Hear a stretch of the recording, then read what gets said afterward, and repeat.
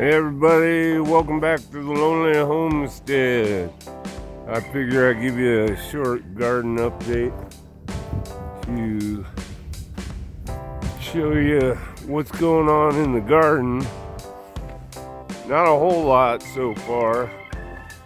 I mean, you can see a lot of corn's coming up, but it's coming up splotchy, so that's annoying. So hopefully good watering will get more of it coming up, because I'm like missing a whole row over here. It's in half a row here. This is ridiculous. The germination's been real bad. It's getting cold right now. We have a late season storm, and this is the okra row, and I got only like 3 coming up. So hopefully, we had 80-degree weather. That okra should have came up already. I'm not sure what's going on with that. Got tons of butterhead lettuce. It's mostly chicken food now. You can see some of them are starting to bolt. They're getting real tall, but still good eating. All this broccoli here is bolting too. I don't know why. It all was put in the fall, and now it's starting to bolt. Go figure that. Gator, what are you doing in here? You're only allowed to catch mice in here. That's it. So nothing planted here yet. We got some sugar snap peas over there, cucumbers on the other side of the fence. A couple of those have come up, but not much. This whole thing was green beans, and they started coming up. There's a few of them, but not nearly enough. Next bed, this is all bunching onions, nothing's coming up. Peppers. Some salads and mixes and everything, but I took almost all the broccoli out of the shade tunnel here. There's a few plants left, but not the best production anymore. There's some good purple broccolini right there. You're being a goof, huh? You a camera hog? You a camera hog? But it's starting to look like a garden again instead of a big weed pile. I mean, I got all this cleaned out pretty much. And then I'm thinking I might rototill this, because the center of this was never rototilled, so it's probably still full of rocks. Only up this edge and up that edge. And I might plant inside this whole tunnel this season. Last season I had bags, planting bags down the middle, so they took up a lot of room. There was tomatoes and tomatillos in there and stuff. But that's what you get with bolted broccoli. You get good chicken food. So that'll all be going to my main bunch of chickens tomorrow. We got lots of potatoes are coming up. Got potatoes in this bag, potatoes in this bag.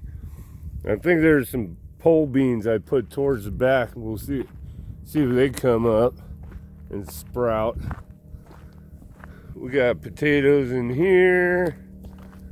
Then in here, there's some runner beans, and oh, would you look at that?